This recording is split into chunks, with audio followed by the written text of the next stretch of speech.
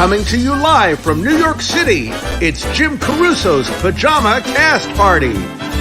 And now, here's your host, Jim Caruso.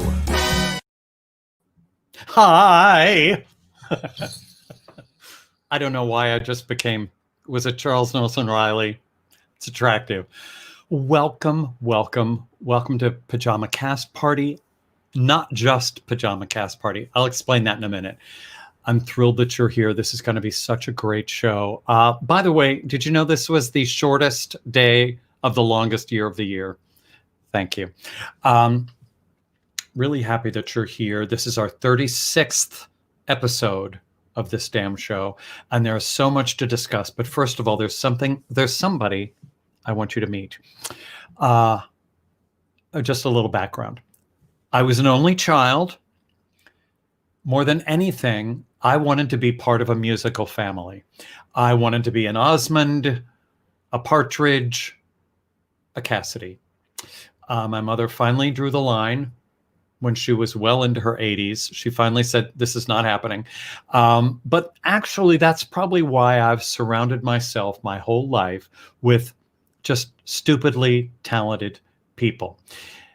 And so I'm so happy to introduce to you one of my stupidly talented friends, my co-host for tonight, my faux bro, Patrick Cassidy.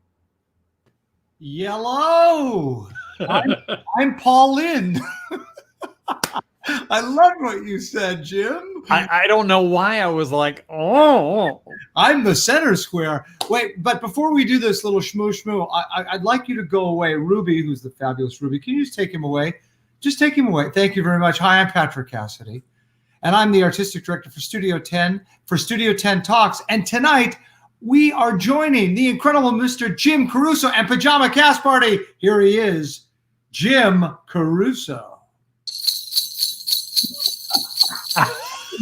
Wait, I've got this. What do you think? I love this, huh? Oh, that's nice. I don't have my... That is hilarious. I kind of have to put my glasses on to see it. Hold, please. Hold. Let me do it again. Again? Oh, it's the best. Ready? Yeah, this is set. Oh, it's like a... It's that is Santa. So cute. You see yes. Santa with glasses. It works, although they get it. Really fogged. I get it. Yes, exactly. So how are you, Jim? Patrick Cassidy. This makes me so happy for so many reasons. But first of all, we should say that we are co-hosting tonight. So we're going to try to make this as equal as possible. You host your own wonderful talk show online every Monday called Studio 10 Talks. It's a huge success. I'm such a fan of everything that you're doing, and congratulations. Thank you so much. It is, and we are at the same time, so it was kind of apropos that we brought both shows together. I know, like you, I grew up too. I wanted to be an Everly, a Gibb, a Lennon sister. I wanted to be a part of a famous family because I definitely didn't want to be with the Cassidy thing. But, so what? I had posters of your whole family on my wall. Did you really? Yeah. Gosh, I'll have to talk about that later. We'll talk about how sad that was a little later. This is exciting. I have watched your show. Well, we'll talk about that too, about how I actually came to Franklin, Tennessee, where I live. It has something to do with Jim Caruso and Cast Party. I mean, who'd have thought? You know, before we go any further, I think we should bring out the lovely, the talented Ruby Lochner. Without her, none of this would have happened. Exist. Oh, Ruby. Oh, Jim.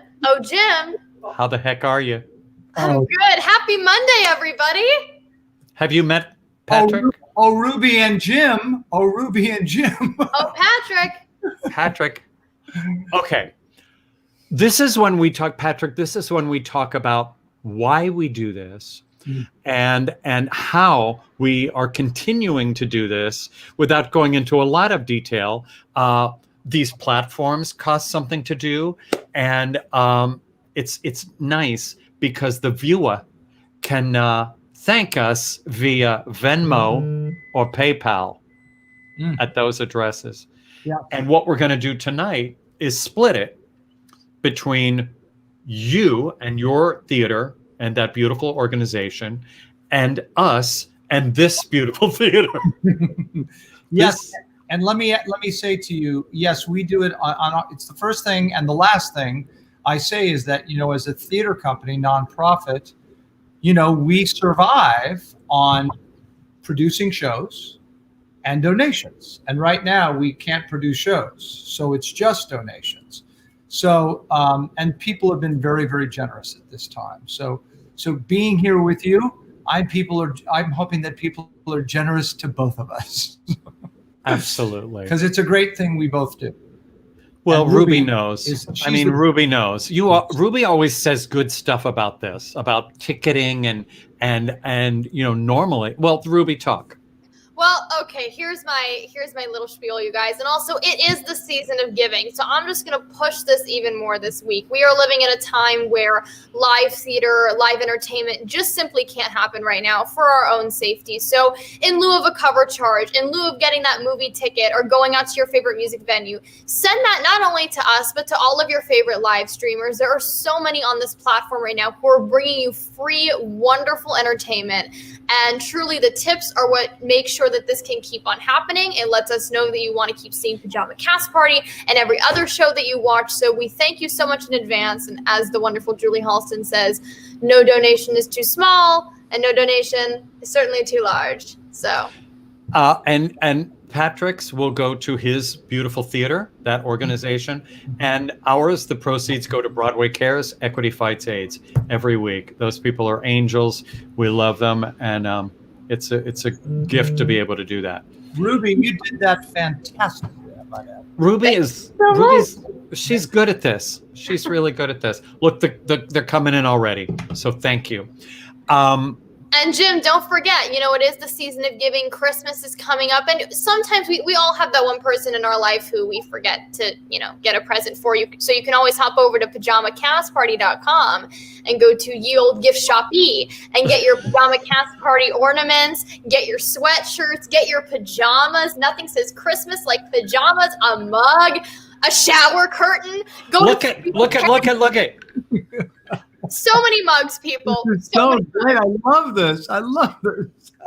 This is sad. This is going to be a scary, scary show, people. By the way, Jim, why are we even here when Ruby's here? We could go away. She's the one. Oh, no, she's a superstar. She's a superstar. Now, let me tell you, another superstar is out there watching us tonight. His name is Justin Squiggs Robertson. Almost every week, he does a quick sketch of everybody on our show. And this night is just the same. Can we look over his shoulder, Ruby, and see what Squiggs is up to? I've heard it's a very Christmassy one, so let's see what he's doing. Uh-oh. Oh, that's Patrick on the right. That's me, my chin. I think I'm a Christmas elf. Oh, you're an elf. Oh, my God. This is hilarious. He's brilliant. No, he's a genius. He's a genius. And he's going to sketch everybody all night. And at the end of the show, we'll show you the finished product. I'm giving up my Sardi's caricature. Right now. No, you're not. Oh, are you kidding? Next to you? You have one, don't you? I'm so jealous. I do. Here's an interesting quick thing. If you walk into Sardi's, the next time you go, when we all can go into Sardi's, walk in the door, walk straight through the restaurant to the back, right at the wall. You see my father, me, my brother David, my brother Sean, and my mom. We're like the Barrymores, I guess. I don't know, but we're all in a line on the back of the Sardi's wall. How fantastic! I love that. Yeah, it's pretty great. I love Sardi's. I mean, I'm a big Joe Allen guy. That's my place. And Orso's was big. Yes. But Sardi's is so vibey and so fun. Patrick, what brought you to Nashville? Oh my gosh! Because you were in LA for years. Yeah. I 10 years ago I started teaching and then producing and then directing and producing, and I got a job as the resident director at the Wynn Hotel, and I worked on Showstoppers for 2 years. Anyway, long story, I become an artistic director in California for a company there called 5 Star Theatricals. And my wife and I wanted to leave California and had for some time. Our kids got grown up. And I followed my younger son out here who got a record deal and a publishing deal, fell in love with Tennessee. And I said, well, what's the theater like? Found out about this company called Studio 10 that had been in existence for 10 years. And they had interim artistic director. And I went, I'm going to put my name in that hat. And here I am. And guess what? I've been here a year and haven't produced a show. Well, that's not exactly your fault. No, it's not. But in the interim have produced, Studio 10 Talks, which has been incredibly successful. We have an education program that would not have been launched had we not actually had the pandemic. That's going great. Many fundraisers, and Studio 10 Talks is moving to the Franklin Theater, which is a big, big deal. So that is the most delightful theater. Yeah, it's just the best. Well, let me tell you now quickly. So I come to Franklin for the very first time, and I'm walking down Main Street, and I see on the Franklin Theater marquee, it says Jim Caruso, cast party, Billy Stritch, and I run across the street hoping I could get just a piece of their clothing, and I get to the box office, and it says, "Oh no, they're here next week." I went, next month. I went, oh, and I went, but wait a minute, who's here tonight? Oh, Peter Noon from Herman's Hermits, who replaced me in the Pirates of Penzance. I said, oh, I know him too. So I go upstairs to his dressing room, and I'm up there for an hour. So the point is, Pajama Cast Party, Jim Caruso Cast Party, got me to go into the Franklin Theater, got me even more interested in Tennessee, and here I am. That is a gorgeous, perfect theater. We had a ball there. And the talent, as you know, in Nashville and its environs, it's just extraordinary. We had a ball. Yeah. And you're going to have so much fun and have such a great time once you can actually produce with human beings. Yeah.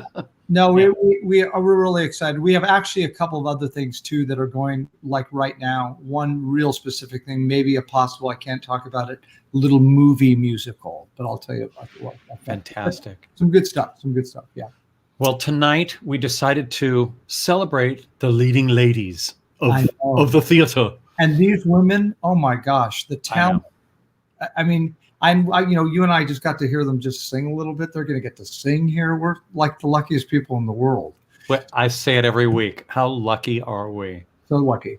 So without further ado, shall we get to our first? I think we should do it. But then in a little while, I want to hear about the leading ladies you've performed with over the years. I just name drop for us, but we'll do that in a minute. I want to bring, I want you to bring this first dazzling performer to our screen. So I have had the pleasure to share the stage with her, although I've never actually worked with her. I've watched her so many times in so many shows, and I have a very funny story to tell her when she comes on. But she is an incredible actress that has graced the Broadway stage many, many times. She is, that voice of hers has been on soundtracks, on movies, everywhere. She's an incredible talent. Please welcome Liz Callaway. Hey! Hey. Hi. Beautiful. I'm so happy holidays, everyone. Can you hear me okay? Oh, thank goodness. We can hear you. Can you hear us? I hear you guys like, oh my God, the last 20 minutes was like, oh my God, I can't see. I can't hear. Whatever. Woohoo! It worked. I think everybody in the world needs to do one of these virtual shows just so they can see the nightmare. But, you know, the rule is, you know, if you unplug everything, just like in life, we all need to unplug from time to time. Then it seems to work. So anyway, I'm so happy to be here tonight with you guys amongst these incredible women and for great causes. So Liz, I have to tell you, and again, thank you so much for being here. You're amazing. I was saying, you know, I've seen you on stage. We've done many benefits together, many, right? But I've never actually gotten to like kiss you as a leading lady. It really sucks. But I've never. But what you don't know is, I have auditioned for every show that you got, including.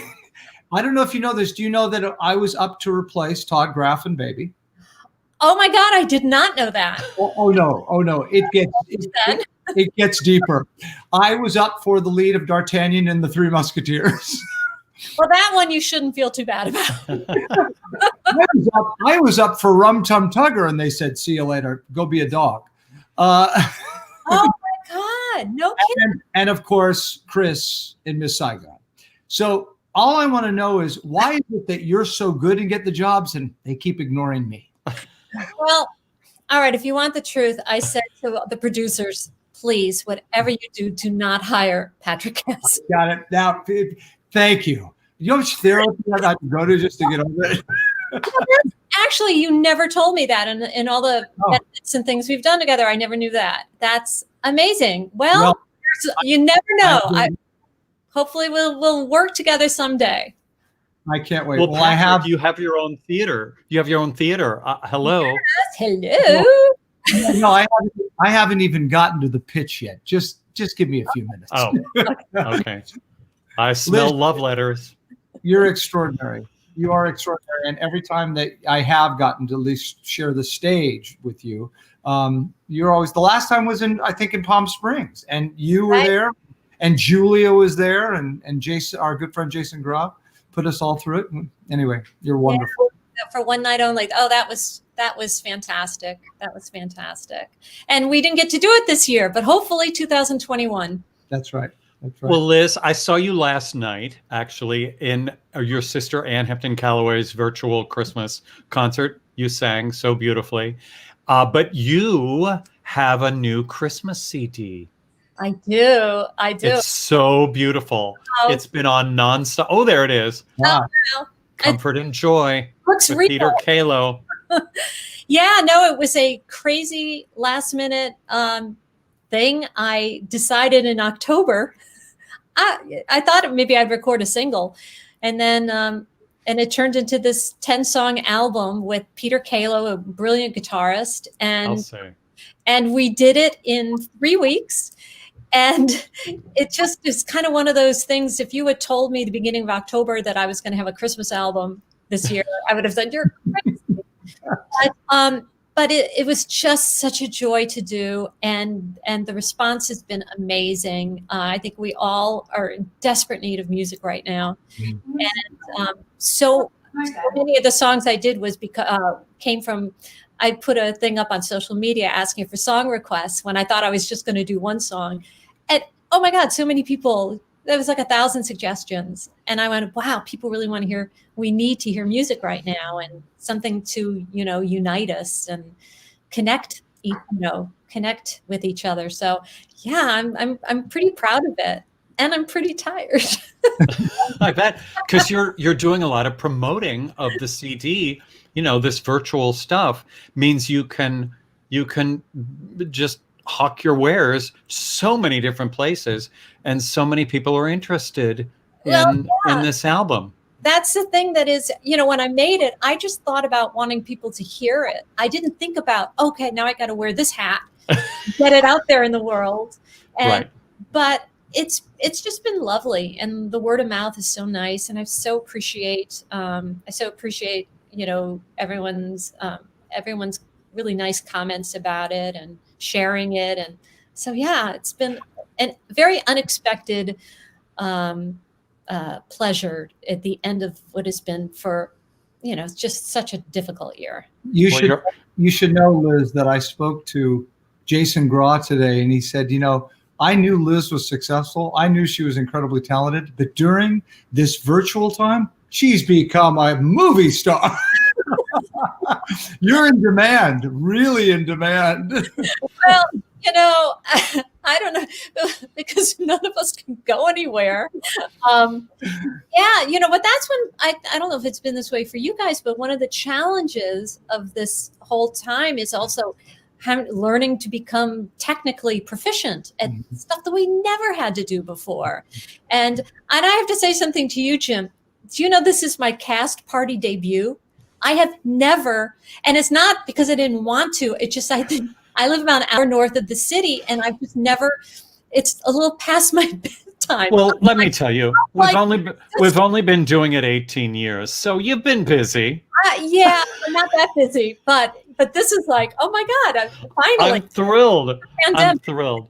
Well, here's, we did a Christmas CD last year, Billy Stritch and Blackhurst and I. But the cool thing is, every year it's a new CD. So you're going to be hawking this Christmas CD the rest of your life. So get used to it. I'm thrilled because, that's one of the things that's been so interesting is it is something every year that people listen to. And the thing that surprised me the most is how many people wanted actual CDs.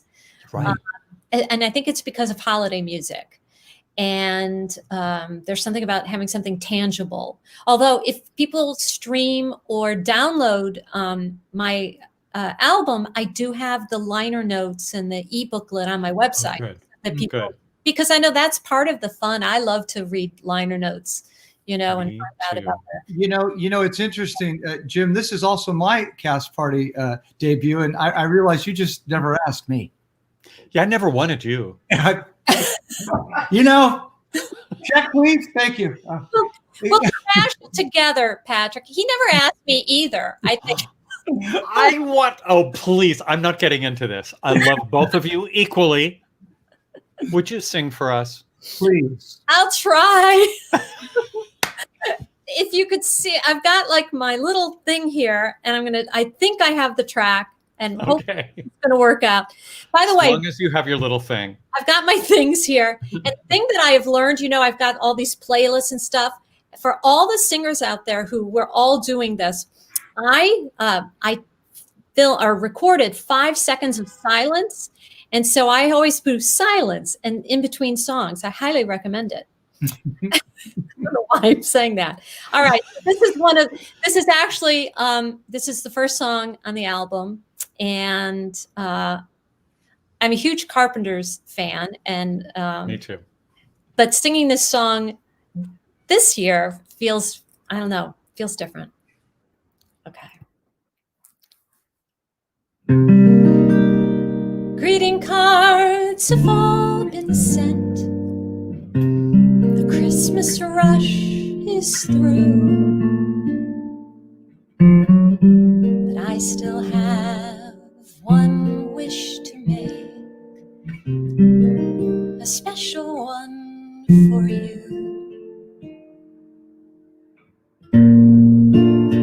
Merry Christmas, darling. We're apart, that's true, but I can dream, and in my dreams Christmas sing with you. Holidays are joyful. There's always something new, but every day's a holiday when I'm near to you. Oh, the lights on my tree, I wish you could see. I wish it every day. Logs on the fire fill me with desire to see you and to say that I wish you Merry Christmas. Happy New Year too. I've just one wish on this Christmas Eve. I wish I were with you.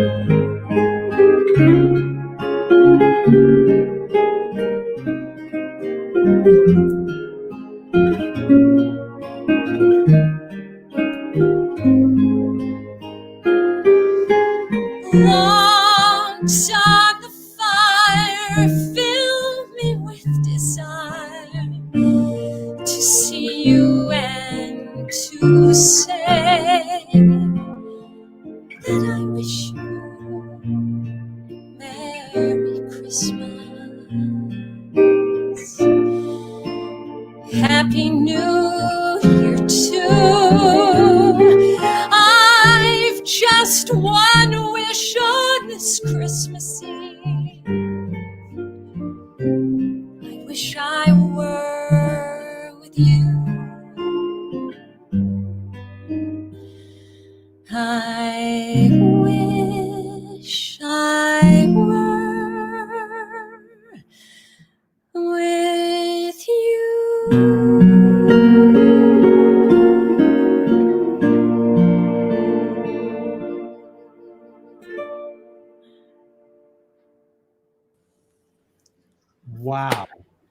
I mean, Wow. if anybody should have a Christmas album, it is you, my friend. Oh, thank you. I have to say that's Peter Kalo on the guitar. It's just the two of us on this album. Although there's a duet with the wonderful Jan Close. We did a duet. Oh, I love Jan. Jan's amazing. Yeah, we did the theme from The Snowman together.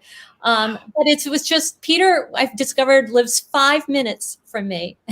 Oh, great. And we Well, had, Jane Monheit says she's in tears. Jane Monheit's weeping. oh, wonderful. But, so I'm so grateful to Peter for, we only had met once before for like a minute. And so this was just like one of those things. So thank you for letting me sing. You just sold another 100 albums. I mean, It's sounds perfect. fantastic. It's perfect. I mean, Karen had that kind of voice. Karen, because we were very close. Karen Carpenter had that kind of voice that just sounds cozy and warm, and you're a contemporary version of that. And what a wonderful idea to do this album. Oh, thank you so much, and thank you for having me and letting me. It's it's so fun to get to sing it. And it's just like sing from it, and hopefully next year we'll be doing all this in person. But And you and I will actually be playing opposite each other. yes, please, yes, please. And Jim, I promise I'll come to Cast Party. Anytime, you're always invited. All right. Yes, Thank you, my friend. you're so great. That's Liz Callaway. Oh my gosh! Wow. It's really perfect. It's true that her voice, it makes you want to like just snuggle up and like watch a Christmas movie and like be by the. It's stunning. Yeah. To listen to her sing. Maybe she'll come over. Maybe I'm going to call her later. Yeah. Patrick, did you grow up watching those great TV Christmas specials? You talking about the claymation ones, Rudolph and like Less that, but like the live variety shows. But claymation included. The answer is yes. I watched them all. And Did you have a favorite? Well, my mom always did one. We did the Bob Hope Christmas special, the Perry Como. And as kids, they brought us on. Christmas at my house was an extraordinary event. My father, he loved it. It was the first, he cooked and people, we had Robert Goulet at our house. We had Sinatra at our house sometimes. It was, Christmas around the piano at the Cassidy house. And we just thought, oh, this is what everybody does. It was wonderful though. That's extraordinary. That's what I wanted. And that's why I would watch the Osmonds Christmas special. Mm-hmm. Andy Williams and his extraordinary brothers. The Williams brothers were just the best. Sonny and Cher, all of those variety shows. I miss those. And I'm surprised that there aren't more of those these days, because people are seeming to enjoy variety shows with the dance shows and the singing shows. They're all contests. I agree. But, maybe there's somebody out there that would is there somebody that would bring this back, please? Just for me and Patrick. I hope so. And you need that wonderful, that wonderful presence, that wonderful person who's got that, like what Carol Burnett did and what Sonny and Cher did. And, who can attract those kind of people. But you're right. The variety show itself is a missed art. And I'd love to have it back too. Well, if we had a variety show, you and I, the Patrick and Jim show, that has a nice ring.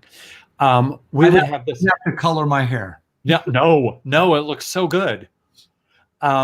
We'd have this next performer. We would book her so quickly.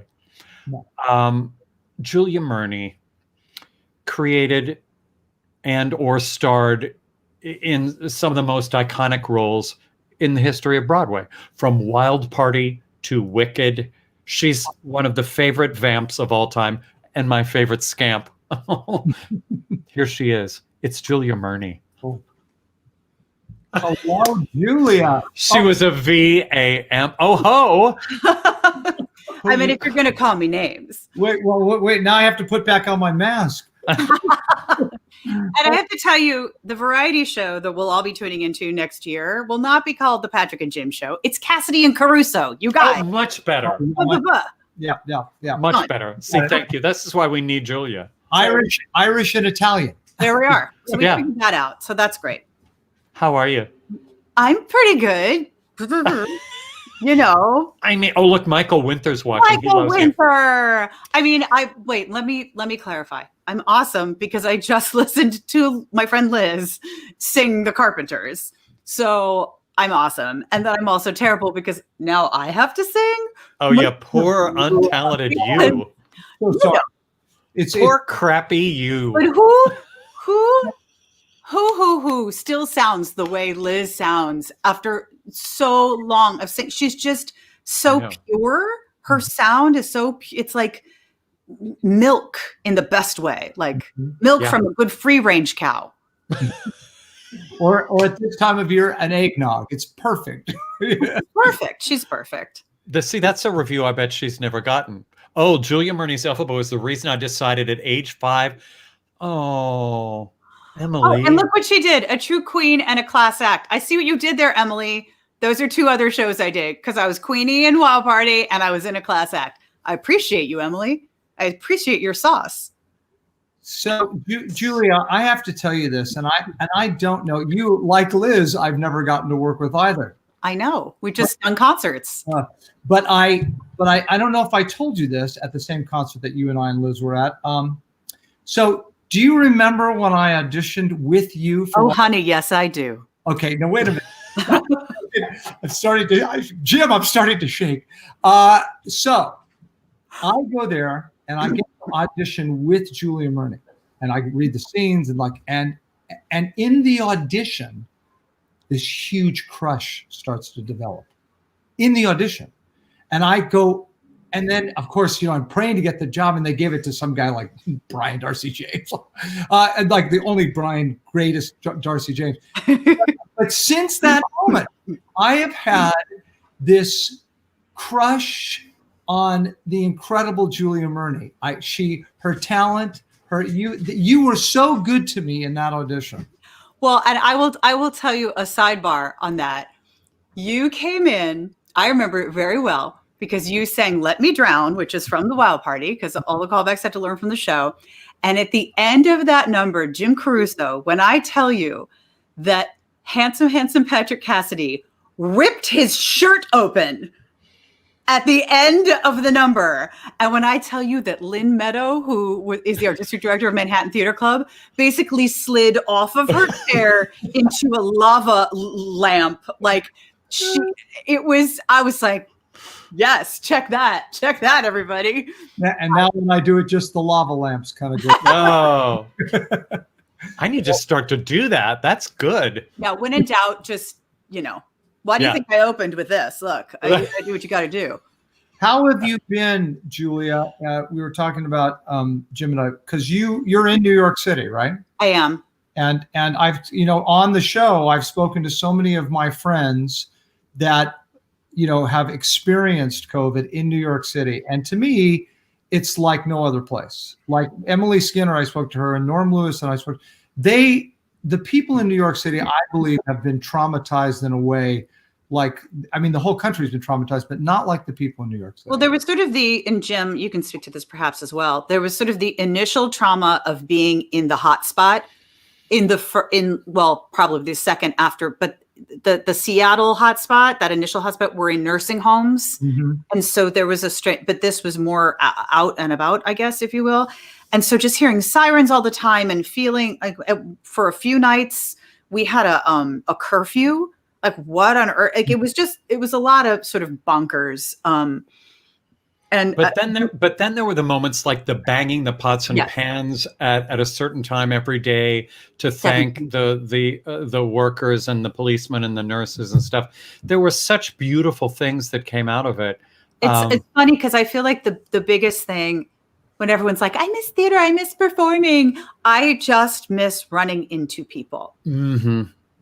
The other day I went down to the Time Warner Center, which is like sort of a mall for those of you who don't know, and was walking around, and all of a sudden my friend Tally in a mask,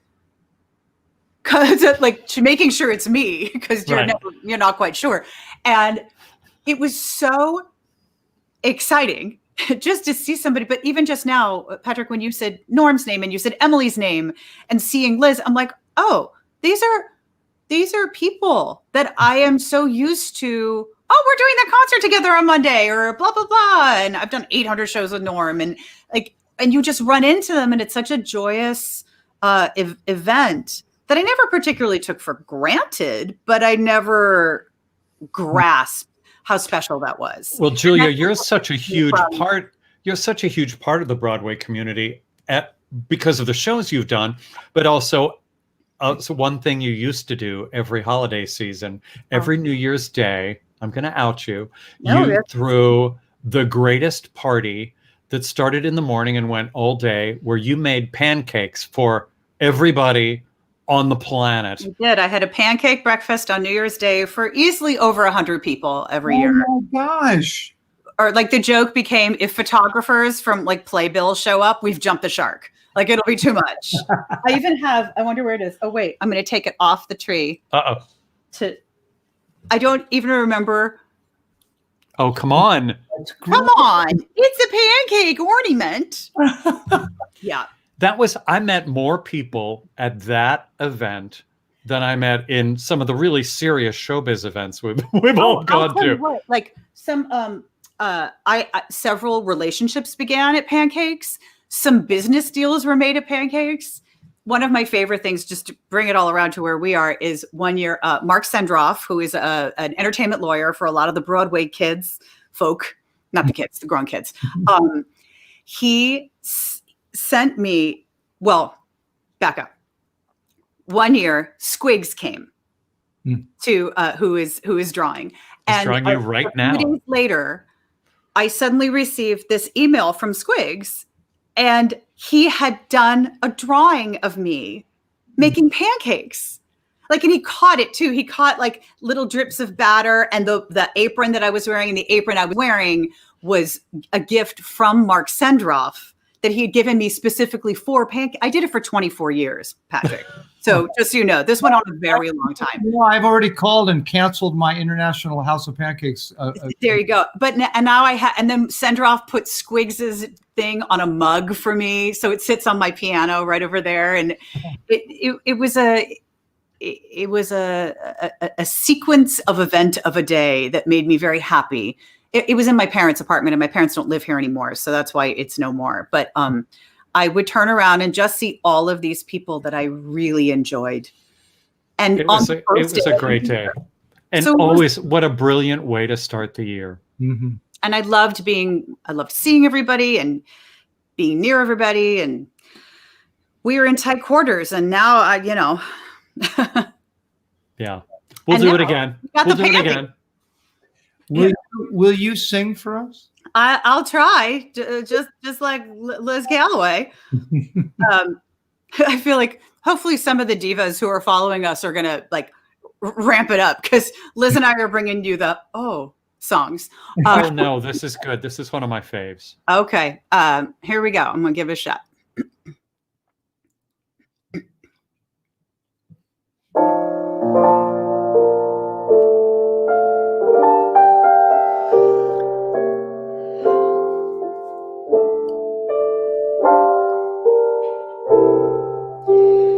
Have yourself a merry little Christmas.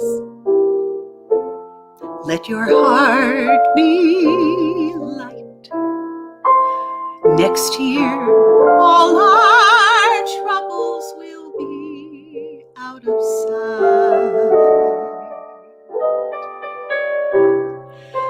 Have yourself a merry little Christmas. Make the Yuletide gay. Next year, all our troubles will be miles away. Once again, as in olden days, happy golden days of yore. Faithful friends who are dear to us will be near to us once more. someday soon we all will be together when the fates allow. Until then, we'll have to muddle through somehow. But have yourself a merry little Christmas. Have yourself a merry little Christmas. Have yourself a merry little Christmas now.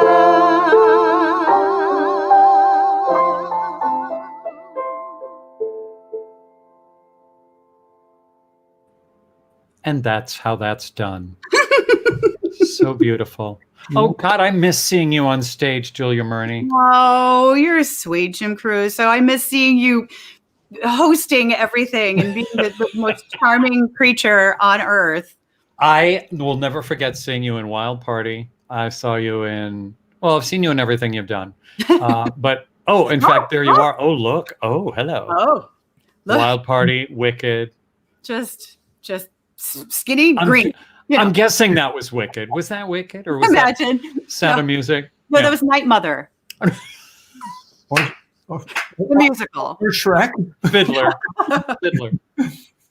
Julia, we love you. We're getting David. I love you too. And David Patrick, Burnham. I'm so excited for you. I love David Burnham's out there watching. So, He's so as I said to Liz, Julia, one of the nice things about being an artistic director here at Studio 10 is I get to hire people. So will you come down and do a show for me? Yes. Okay. That's not a tough sell at all. And can I tell you one of my favorite Nashville stories, and then I'll go away? Yeah. I was down in Nashville once singing with the symphony. We went to I can't remember the name of it, a fabulous barbecue place. I said to the waitress, "Hey, what's your vegetable of the day?" And she goes, "Oh, macaroni and cheese." And I went, "Ma'am, there's not a vegetable involved in macaroni and cheese." She goes, "I know, but that's what it is." So I ordered it because I was like, I need my vegetables. But I love Nashville. Health food. It's health food. Congratulations, Patrick. Thank you so much. We will bring you down here and you will come and we will have mac and cheese together. Yes. Happy holidays, everybody, all of you out there in the great yonder. David Burnham, I just saw you put your name up. I love y'all so much. I miss y'all. And we love you, Julia. Thank you for doing this. Thank and you. I'll see you around the hood. We'll walk in the park soon. You got to walk. Yes. Love you guys. Thank you, Ruby. Bye. Wow. I know. And the crush goes on. I know. I get it. Goes I on. understand. It's so great. This is fun, Patrick. I'm having a good time, Jim. I know. We didn't know. We've never worked together. We don't know if we're any good at this. But genius. We're muddling through somehow. Although I keep saying the memo of neither one of it, we didn't do the color court, but you do the red, I did the green. We didn't talk about that. It's perfect. It's destined.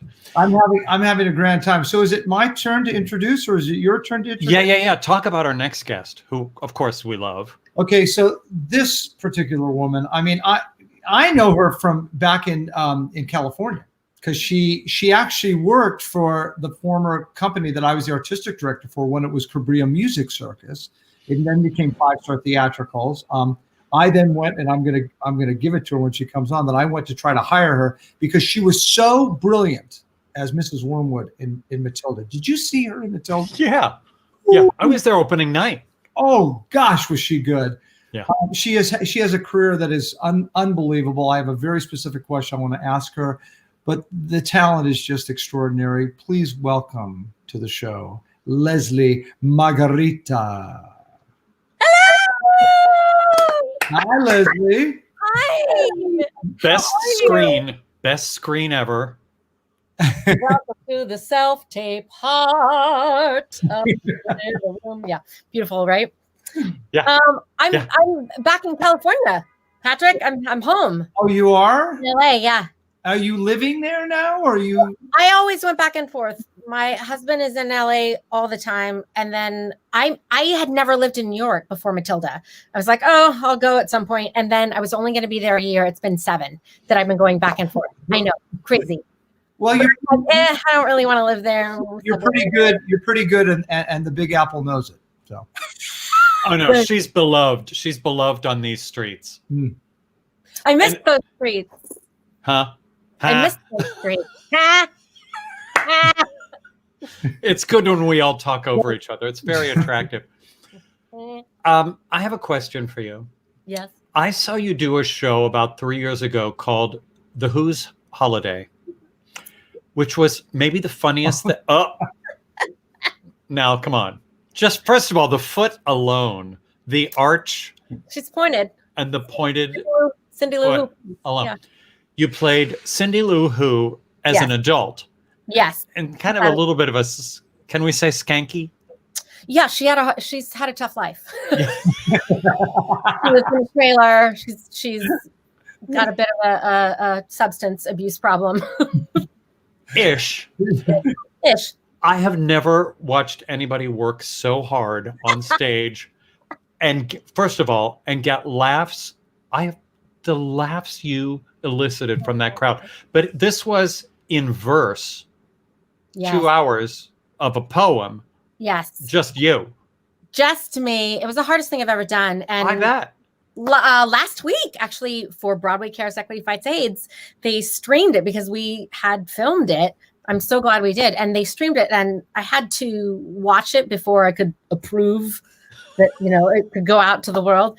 And I had no recollection of doing it because I was so freaked out doing it. They literally, my dresser pushed me on stage every night because it was just like this weird train that you went on, because it was everything. It was not only in verse, but then there was musical numbers and then these dramatic it was so much work, and I'm very proud of it. But yeah, I had no recollection of doing it. No.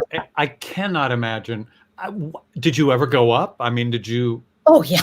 And then do you have to kind of make up a poem, a rhyme? Yes. Are you good at that? Not great. So the rhymes weren't fantastic.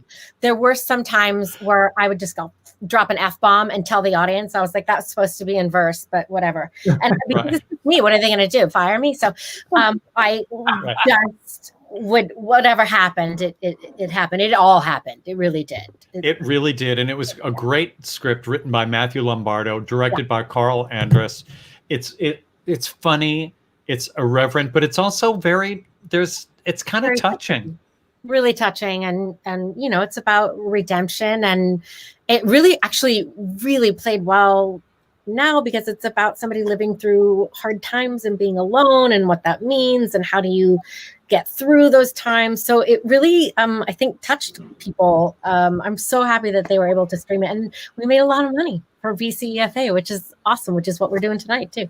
Leslie, I have to tell you, your performance, I produced when I was over at 5 Star. I produced Matilda. I remember. And wait a minute. And we wanted you so badly. And it's like, oh, well, I did Broadway. You were like, but the problem is it's really hard to find someone that can do that part. And nobody can touch you in that part. Oh, that part is yours forever. You own that role. Oh, thanks. You're just so it's deceptively hard, that role. Oh, and also they built the choreography on me, so it was all and then having to do all that choreography as you're singing at the top of any range possible. But I want to tell you, and I said this to Jim. I was going to ask you this question before. I said, I can't think of any, and I know you've played it, but I'm saying to me, there's nobody more perfect on Broadway to play Aldonza. Have you done that role? I have, and it's one of my favorite roles ever. That's a glove. I haven't done it in a while. Yeah, I did it in LA at Musical Theater West. I did it, and I did it at Sacramento Music Circus. It's my favorite. It's perfect. I would love to do it. I'm thinking to myself, maybe men. Yeah, it's my favorite. I love it. I come with my own keys. Yeah. Are there other roles you're dying to do? I've been really lucky, and regional theater. I've gotten to do so many. just did Adelaide last year again, which is like my favorite. I'd love to do. I did Spamalot at Music Circus. I would love to do that again. Sacramento Music Circus, I've gotten to do amazing stuff. I did Hunchback there, and there's a lot. I really want to do Kiss of the Spider Woman. Yes. That was my first. I can't believe that hasn't been brought back already. It's such an incredible score. It's really one of those true triple threat roles that there aren't that many. And I was really thinking about it last week when Annie Ranking passed, and how those roles just aren't. I don't know. There's very few Cheetah Riveras that they build them around. Very few. Right. No, I'm not one of those. But oh no, yes, you are. You are a total triple threat. Well, I'm not. Those are those icons, like Phoebe Newirth and Anne Ranking, and like those women are. Yes. Icons. Yes. But Well, there are icons for sure. Yeah. But I just don't would like would that you show the people why you're our icon? Yeah. Yes, I'm really like happy that my two friends went before and did these beautiful songs, because you're not getting that from me. This isn't a touching ballad. Is this Away in a Manger? Yes, away in a manger. Away! Away in a manger. Sing for us, Lesli Margherita. Okay, here I go. Okay.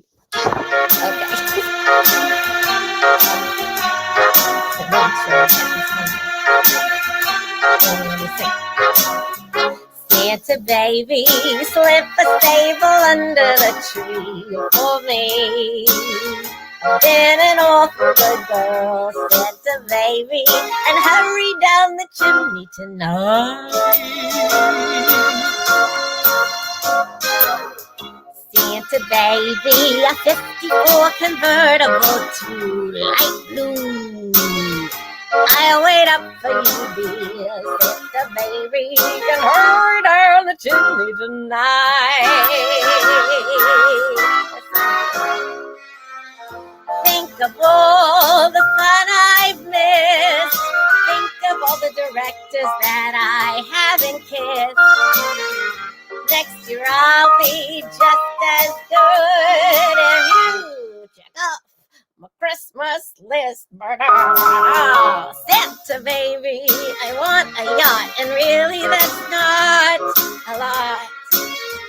Been an angel for years, Santa baby, and hurry down the chimney tonight.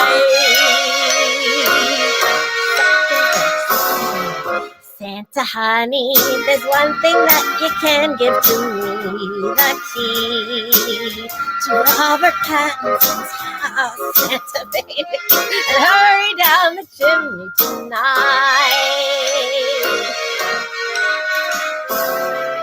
Santa cutie, fill my stocking with a duplex and checks. Sign your X on the line, Santa baby, and hurry down the chimney tonight. Come and trim my Christmas tree with some decorations bought at Tiffany's. I really do believe in you. Let's see if you believe in me too. But oh, Santa baby, forgot to mention one little thing, a ring. And I don't mean on the phone, Santa baby, and hurry down the chimney tonight. Hurry down the chimney tonight. Please hurry tonight.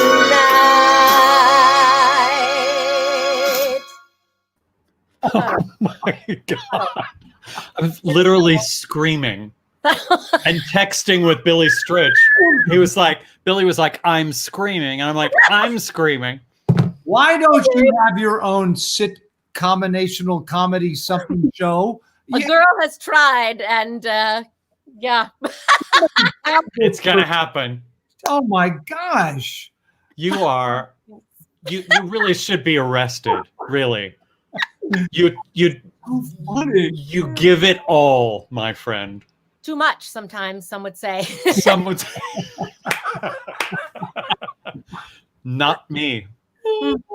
And not Patrick. No, I was running to the chimney. I was running to it. Oh, good. Yeah, I was- Hurry down that chimney. Oh my God. You're just the greatest. And how much do we love you for joining us tonight? You both. Thank you, Leslie. You're tremendous. What a I'm dying. Can't we just go on forever? These people, these talents, it's like I know. talent. I know. And like Julia was saying, it's so, it's like, oh, my friends.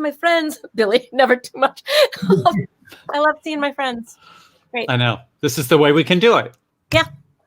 For now. We love you. Love Thanks. you.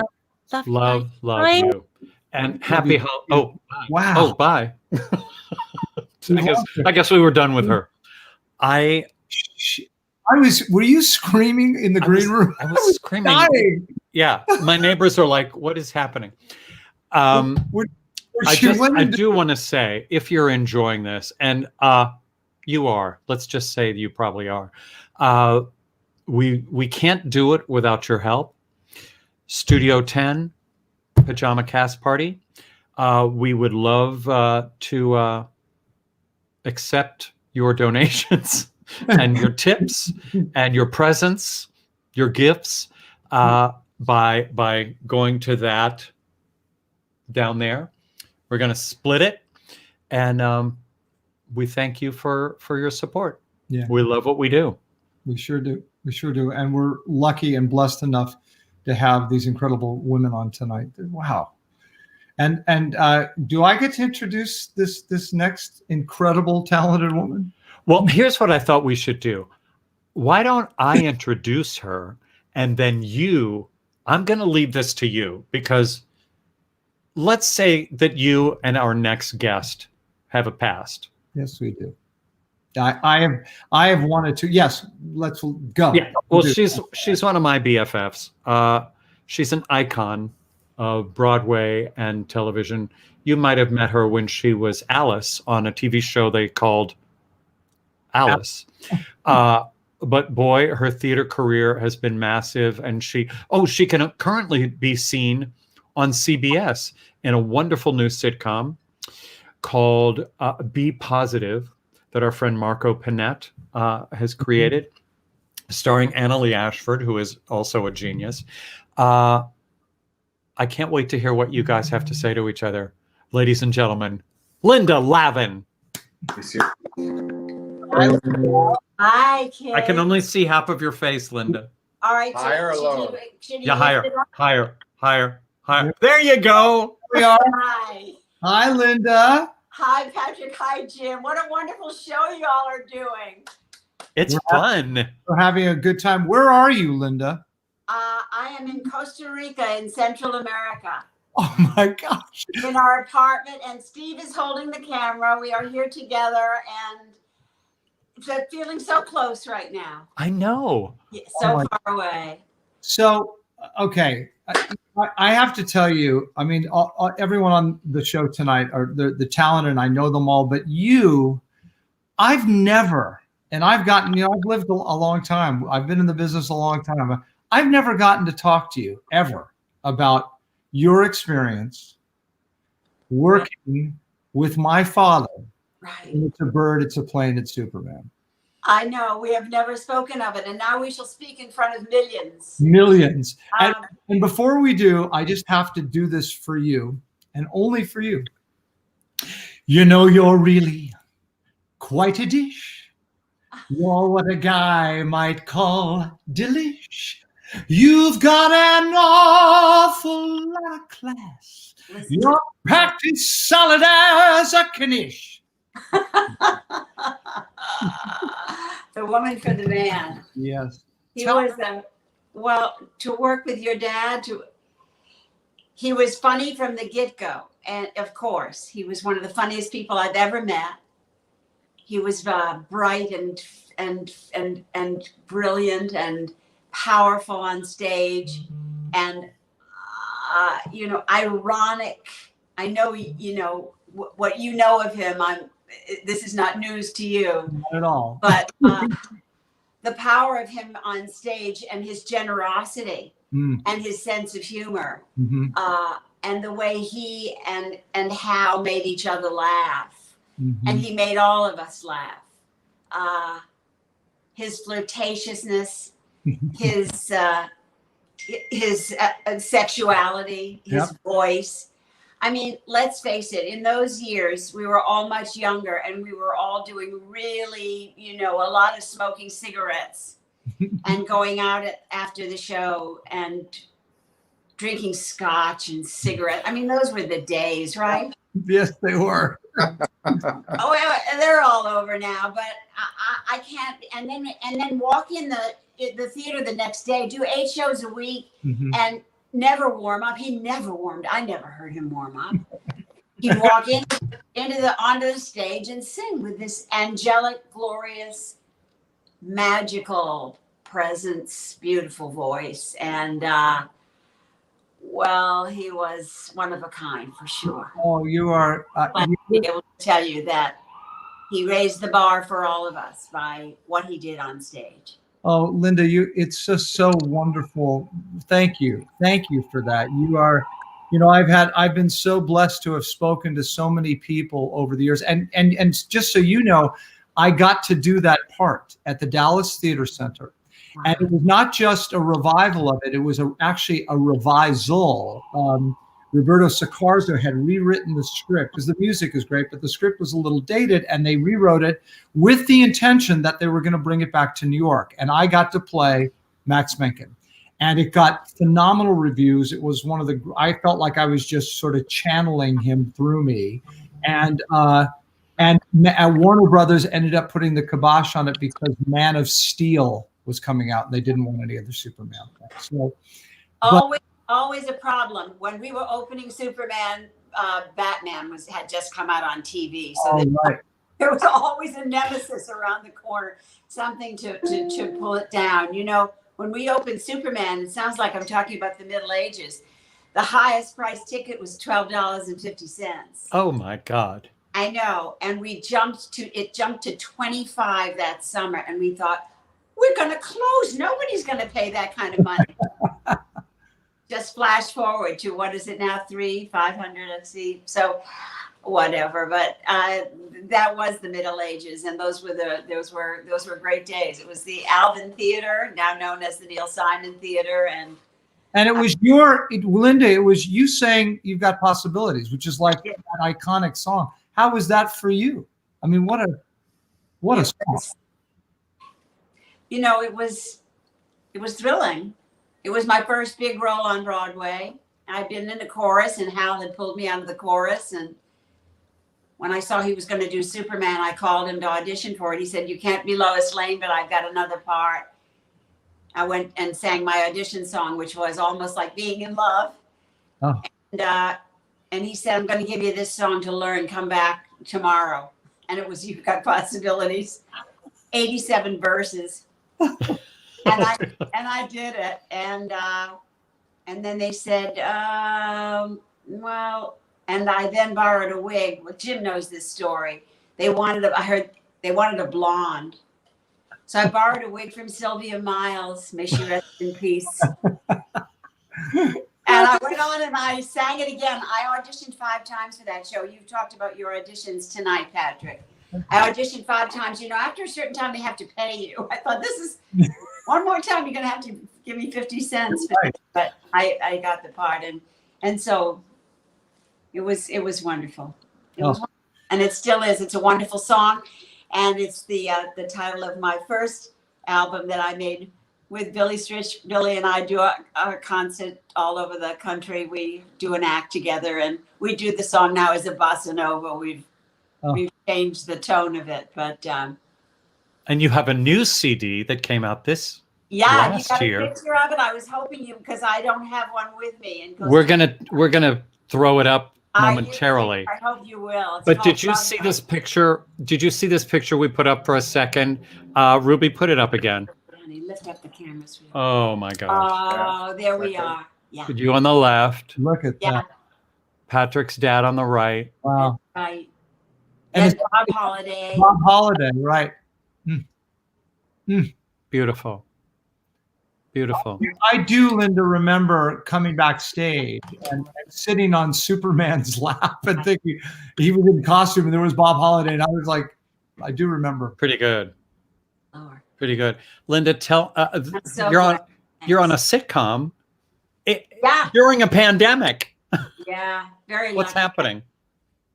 We just got a 5-show order for what they call the back end. For the first season, we'll be doing 18. We just finished the 13th a few weeks ago. And we just today got the order. CBS gave the order for 5 more episodes. Oh, that's It's called Oh, this is good. It's called The Back End, which is a weird title for it, but whatever. Right. But the sitcom is on CBS. It's called It's called Be Positive. Marco with the Panett. great Natalie Ashford. I know you all know her. Mm-hmm. And I love her. Thomas Middleditch. Yeah. Sorry, Thomas. I'm wanting to see camera. What do you think? Should he raise it? That's better. No, it's good. It's good right there. It's Now I can beautiful. see myself. Thank I you, didn't know I could Steve. do that. Thank you. Thanks, Jim. Yeah, I can't see it all, so it's all by faith. It's too much of my body. I want more of just my head. Oh, that's good. That's good. I think Ruby has the CD.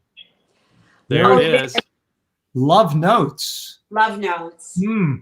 On Club 44 Records. 44 Records. Wait, Patrick, go to the side. Oh, here we go.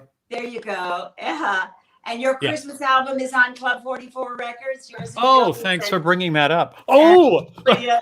Oh, oh, that we had. And our great producer Wayne Hahn and Joel Lindsay. And guess what? Wayne told me this week that I'm very big in Brazil. I've got wonderful numbers there in Brazil for this album, and that means a lot to me. That I know you How love much I that. love Brazilian music. Ours is very big in Akron, Ohio. Pacoima, very big. Pacoima. Nothing wrong with that. Listen, I'll take it. I know, exactly. You love Brazilian music so much. Yeah, and we've got some on that album. I love that album. And so I hope it will sell for Christmas. I hope people will listen to it and enjoy it. It's a beautiful album of wonderful American songs. And Billy's, of course, the musical director, and he and I sing some songs together. Aaron Weinstein's on it. Wonderful 5-piece band. It's just a gorgeous romantic, full of love songs, some peppy songs, some swinging songs. Yeah. So thanks for asking me to be on your Christmas show. You know, we're so honored to have you. You know what we need? We need a little music from you. you know, I wanted to give you a little music, and because I'm in Costa Rica with a keyboard, I thought I'd love to play a little something for you. I thought what I want to talk about is growing up Jewish at Christmas time in Portland, Maine, being the only Jewish family on the block. And so we had the dark house. Our house was the only house that wasn't lit up. And what that felt like, you know, being different. But I don't know if you remember Fred Waring and the Pennsylvanians. You should, because you're from Pennsylvania. My mother was a musician. You do. You know who he was. And he had this gorgeous song, and I can only play a little bit of it. Oh, Just play what you know. What happened? The keyboard just went out. Oh, well, good. Oh my God, wouldn't that happen? Here Really? it comes, coming back. It's coming back. All right. There. Oh, thank you, God. So with all of the Christmas music all around us, and I sang a lot of it in school, and we sang everything. And my mother and sister and I decorated a tree every year. We had Hanukkah and we had Christmas. We were Americans. We did everything. Mm-hmm. And we strung our own popcorn and cranberries. And my sister made little Santa Claus faces out of walnut shells and made pins out of them and cards. She was an artist. She could paint. And we sang, we listened to St. Patrick's Midnight Mass. I mean, we were ecumenical. Mm. And this is a song that came to me, and I just wanted to sing a little bit of it because I can't play all of it.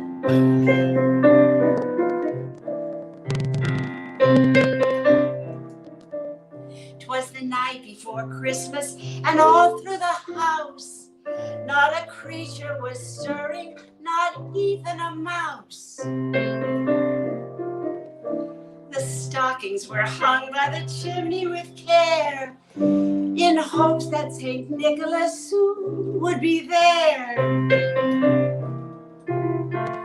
The children were snuggled all safe in their wee little beds, while visions of sugar plums danced in their wee little heads. Mama in her kerchief and I in my cap lifted up. We're settled down for a long winter's nap. And then it goes, when out on the house there arose such a clatter, ba-da-la-da-da-la, and the orchestra, and this is what I grew up listening to. And it's all about running to the window and throwing open the sash, and there to my wondering eyes should appear but a miniature sleigh and 8 tiny reindeer. And it was all done by Fred Waring, and we all knew all the words to it and sang it every year. And that's as much as I can play. I need Billy Stritch to come and play the rest of it. For the orchestra. Calling Billy in Costa Rica. But that's a piece of my Christmas that I wanted to share with you. And the other part that I wanted to share was that even though we were the only Jewish people on the block, except for the Rosenbergs, they were on the block. And if they're watching, I don't want to dismiss them, but they were very quiet people. But my mother was a singer, so they should be watching. I could have gotten away with this story by just saying we were the only Jews on the block. Linda, they're very big fans of mine. Yeah. I'll go out with this. I'll go out with this song. Wow. Oh, okay. On Christmas Eve, on 96 Clinton Street, Portland, Maine, my mother opened all the windows to the house and played Christmas carols for the neighborhood. And that's who she was. And it meant a lot, you know. We had a tree, I told you. But when my grandmother, and the word for grandmother in Yiddish is bubby, but in Maine you say bubby. In Maine you say everything with a Y at the end. Latkes, matzi, everything. Right. You say matzi. I say matzi. So my bubby would come over unannounced, and being an Orthodox Jew, and my father was assigned the task of lifting the damn Christmas tree with all the ornaments. Quick, take it up to the sewing room. And he had to go upstairs and hide the tree. She was like, she could smell it from where she lived. She knew. Wow. Up to the sewing room. We lived a secret Christian Christmas life, even though we were... A Secret Christian Life, starring Linda Lavin. And so you know, Play it. Now, but if I play this, I'm going to ask you all to sing it, okay? Oh, everybody at home? Okay.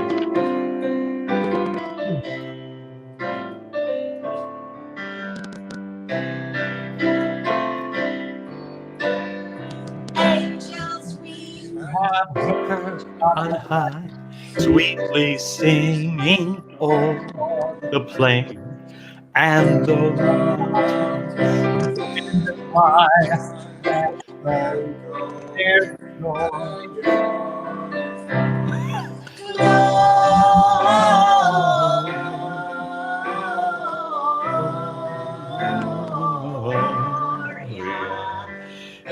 excelsis Deo.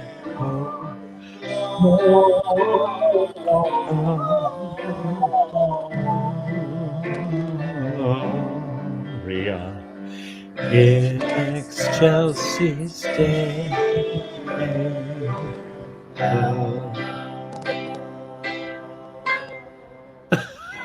Oh, well done. Merry Christmas. Linda Lavin, Linda Lavin, you are we a love you. gift and a Hanukkah gift for me. Thank you so much. Thank you, my friend. And thanks, Steve, for being the cameraman. You're welcome, Jim. Sorry it's so shaky. We couldn't figure it We out. miss you. We miss you both so much here in New York. Jim's stuff. I know. Show it. Oh, yes. Thank you, guys. I love playoff music. Wow. Jim, that was a gift for me. It's pretty good. I mean, You can't. I loved watching you talk with Linda. Listening to her describe her memory of that time. I mean, a lot of people have talked to me about my father, but she was so articulate and so invested and in terms of what that experience was in terms of him. And that was a gift. So glad. So glad. It was lovely for me too. And Linda has an incredible memory and is so, she's so verbal and can put things in such a, when Linda comes to your show, she will talk to you afterwards and, say nice things, but she zeroes in on one thing that, you remember that statement the rest of your life. She can just find wonderful things to say instead of saying, oh, you were great. That was very nice. She can find one thing that just hits you just right. And it's such a lovely, what a great talent that is. Because how many times have we been backstage talking to people and you just kind of blather. She's really good. She's really good at it. She's amazing. That was wonderful for me. Okay. Everyone on this show so far, I mean, let's say we've all been close friends. Bravo to guests. Yes. But I have to tell you, this next guest, I fell into kind of a YouTube rabbit hole watching our next guest sing. She has the most radiant voice you'll ever hear, and I can't wait to meet her for the first time. Here's Brandie Inez Sutton. Hi, Brandie. Hi. How are you? Am I still delayed? No, you're not delayed at all. Perfect. How are you? Where are you? I'm in New York, well, in Yonkers, but I'm right at home. So glad. Staying safe. Yes. Trying to. That voice, Brandie, that we got to hear, this audience, wait till you hear this person sing. Holy smokes. Thank you. I have a question, and I told, and this is kind of a loaded question. So if getting to the sort of New York City Ballet is the epitome, the pinnacle of a dancer's career, that you're a soloist in the New York City Ballet, right? Therefore, becoming a soloist at the Met, I would think, is getting to a singer's. You've reached the top level, right? So So my question is, do opera singers look down on musical singers like they're okay? They're a little. It does do, and I mean, because God knows I look up to opera singers. Oh, I don't. I respect everyone's gift. People that sing musical theater can do things I can't do, and I can do things they can't do. So you just have to respect the gift, whatever it is that you have. I know I've heard some people say about some Broadway musicals, it's legit singing or it's not legit singing. And I'm like, singing is singing as far as I'm concerned. So that's right. That's right. Well, the good news is you got to work this year. Yeah, I did. You were the one that got to work. You were invited to do an enormous production of Porgy and Bess in Vienna, of all places. Yeah, I know. It was so great. Oh, it was the best experience. It was amazing. That's you. Well, that's you doing Clara. That was in Seattle, correct? Yes, Seattle in 2018. But you did the same role in Vienna, correct? I did. It was very interesting. It was a new take on the production, as we were African refugees living in shipping containers off in a coastal city. So Clara was a Muslim, which was very interesting. Wow. Yeah, because usually she's from the South in South Carolina, and so I'm from the South. So it's usually easy to play her.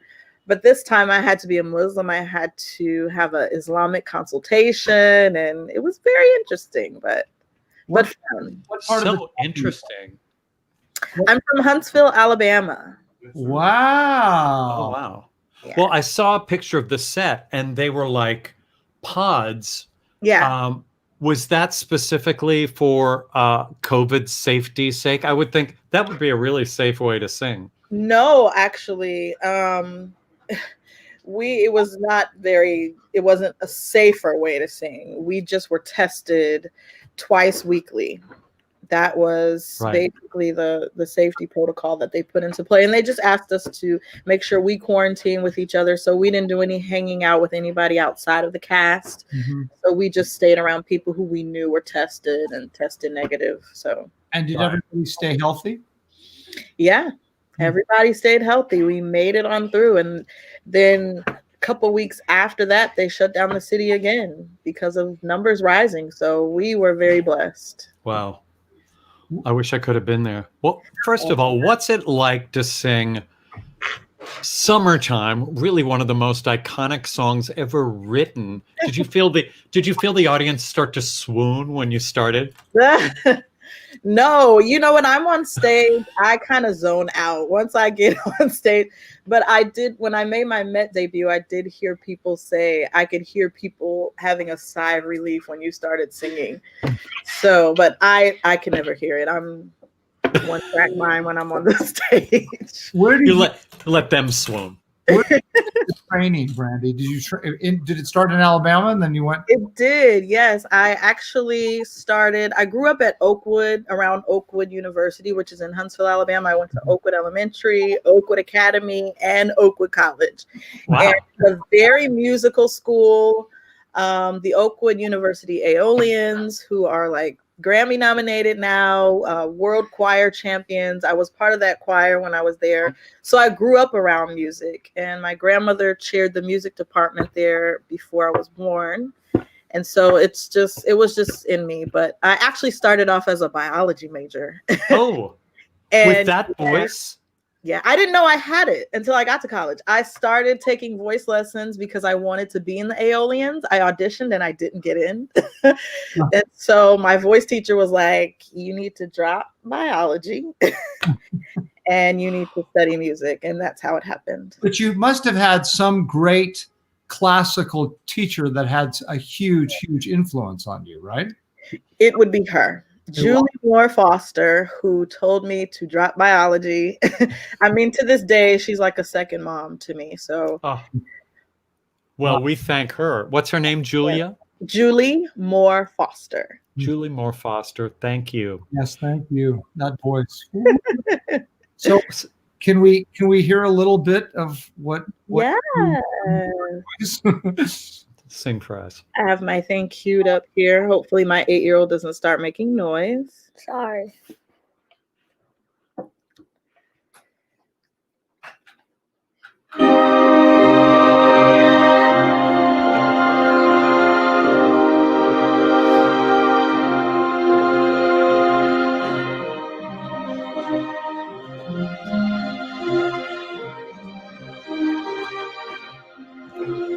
I wonder as I wander out under the sky, how Jesus the Savior did come for to die for poor unreaped people like you and like I. I wonder as I wander out under the sky. When Mary birthed Jesus, 'twas in a cow stall, with wise men and farmers and shepherds and all. But then from God's heaven a starlight did fall, and the promise of the ages. If then did recall,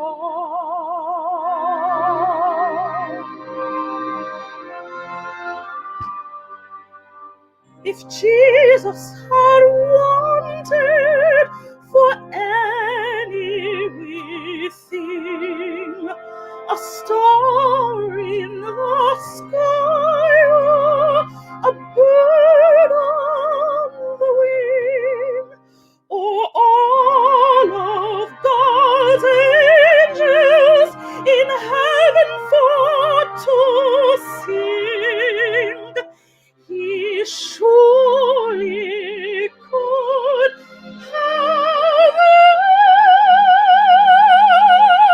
it, 'cause he was the king.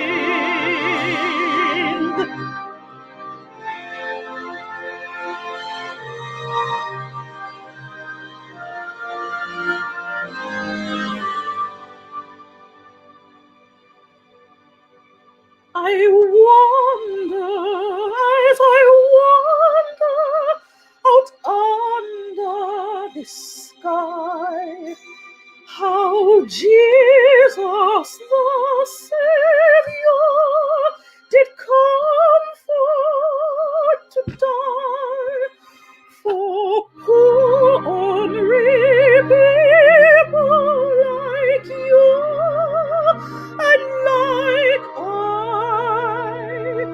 I wonder, as I wonder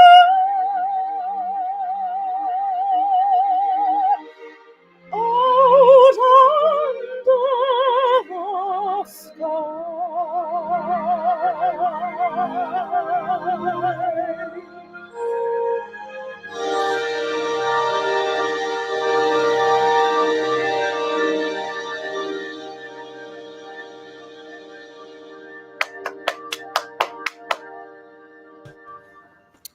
Wow. Oh my gosh.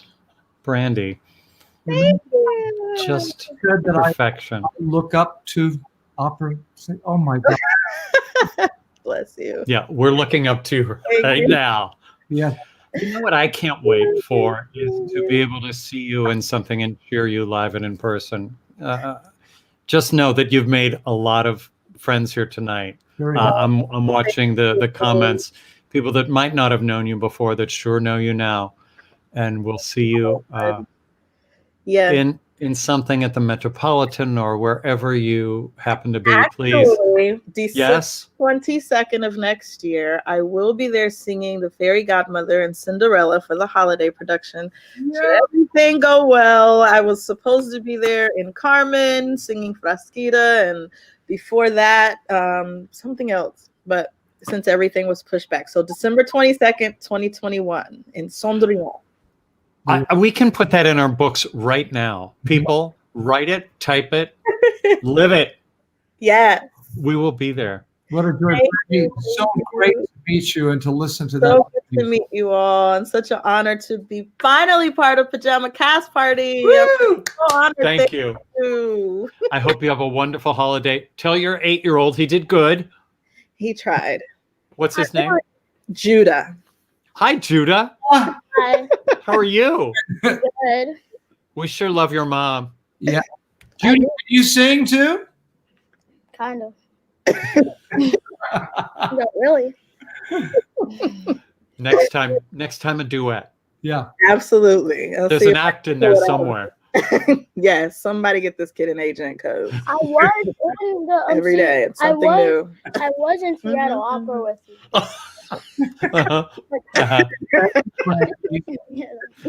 Brandie, we love you. I love you too. Happy holidays to all of you. Holidays to you both. Thank you. Good night. I love that. It's such a mom thing. Uh-huh. Yeah, I remember my mother doing it to me. Speaking of, okay. I have a confession. I'm so happy to have done this project with you. I've always felt a certain kinship with you, Patrick, thanks to our two moms. Mine was from Connellsville, Pennsylvania, just down the road from where your mom, Shirley Jones, grew up in Smithton, Pennsylvania. In fact, my mom was asked to be in the Miss Pittsburgh pageant the year your mom won Miss Pittsburgh. But wait, okay, here's my mom. Oh my gosh, it's the same hairdo as my mom. And then here's your mom winning. I told you.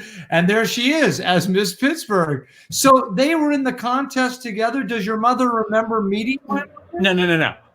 My grandfather wouldn't let my mother be in it. He was like, over my dead body will my daughter be. He was like that guy. Didn't want her wearing the swimsuit, huh? I mean, whatever. And so my mother, of course, knew your mother because she was this extraordinary singer around town when they were growing up. And so, of course, from that point on, Shirley Jones was just like, I mean, it's funny. She's been such a part of my family history and lore because it was always so thrilling to see your mom in concert in Pittsburgh and in Dallas when she came to do something at the music hall, I believe. Yeah. And then at the Carlisle a few years ago, I got to see her. But it's just so nice to me to be able to celebrate both of our moms over the holiday season. Yeah, and I think my mother. In fact, I know my mother's watching tonight. So, Mom, Merry Christmas. I'm going to miss you this year, but Jim, this has been fantastic. It really has been great. It's been delightful. You are wonderful, and we need to do again. We need to do the men next time. We'll bring the men on, don't you think? Yeah, I like that idea. To combine these two shows, there's some magic here. Magic during the holidays, you know. I just loved it. Oh, you know what we should do? We need to, Ruby, do we have anything from Squigs? Oh, yes, we do. We just got it in, and this is one of my favorites. Okay. Could you say that every week? Because they're always good. Very Christmassy. It's very festive. Ready? Oh, God. Oh my gosh, that's fantastic. So cute. Oh my God. That is incredible. And I do also want to say that Squig sent me a bonus email because he found the drawing that he made of Julia for her pancake breakfast. So I feel like I should show that too. What do you do with these? Does somebody, I mean, how can I sell these at our fundraisers? I'll make millions on these. I'll hook you up.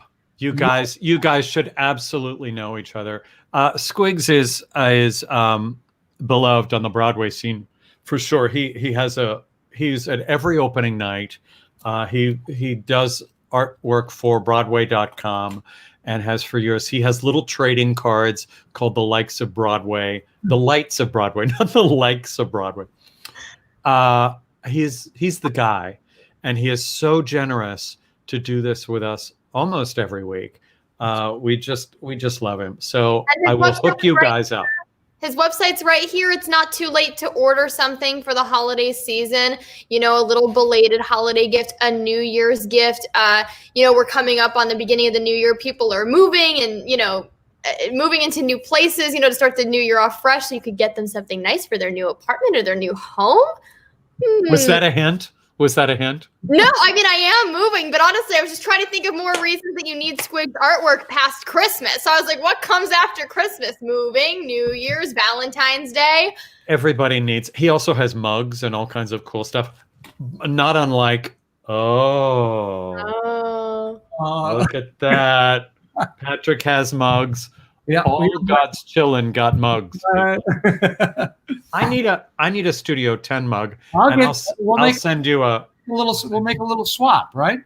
I'm in. That's great. Don't forget. If you enjoyed tonight, and for God's sake, you did. You can thank us by Venmoing or PayPaling. We will take that money and split it. Part of it goes to Studio 10, And we get wonderful to theater. produce theater coming up. We get to stay alive. We get to keep getting through this until we can actually do a show live. That's going to be a great. Can you imagine that first night in your theater? Oh God, How that's going to feel. I can't tell Very you. touching. Can't tell you. Yeah. Very. And we feel the same way at Cast Party. We can't wait to do it again. But until then, we sure have fun doing this. Jim, let's do this again. I'm in. Look, you're just wonderful, and I think we're pretty good. We never did this before together. We've actually only met twice in person. We could just imagine with a little practice, a little rehearsal. We're good. Rehearsals for, Yeah, amateurs. That's it.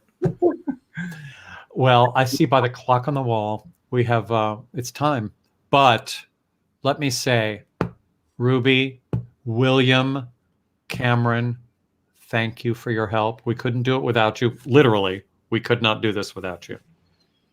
Thank you, Pajama Cast Party. Thank you, Jim Caruso. Thank you, Studio 10 Talks. And thank you, Caruso, Cassidy, Caruso. Oh, watch next week. Oh, we have a good show next week. This doesn't end. It's endless. It's endless, people. We have on Pajama Cast Party, psychedelic trombone player Christopher Bill, Broadway singers Marissa Rosen and Marty Thomas celebrating their new CD, our very own Ruby Lochner singing an original tune with Theo Candel. Wait till you hear this song. Wait till you hear them sing. Jazz trumpet player Tony Glousy and the one and only Clifton Davis. This coming Monday, 8 p.m. Eastern. Just for you. And we only have some reruns. We're putting you on Monday. We're putting on either Adam Gettle or Michael Feinstein or Victor Garber. But I will say that in preparation for the new year, we're actually moving to the Franklin Theater after January 1st. And we're going to begin the new season of Studio 10 Talks with Miss Kristen Chenoweth.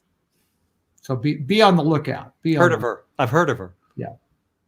Anyway, Jim, thank you so much. This has been an absolute pleasure and a joy. Patrick, Merry Christmas to you and your beautiful family. And to all of you people out there, thank you for watching. Being so supportive. Merry Christmas. Happy holidays. Thanks for watching Pajama Cast Party. To follow us on YouTube, just hit subscribe. Click on that little bell and we'll keep you updated on future shows. You can also follow us on Instagram at Jim Caruso's Cast Party. The end.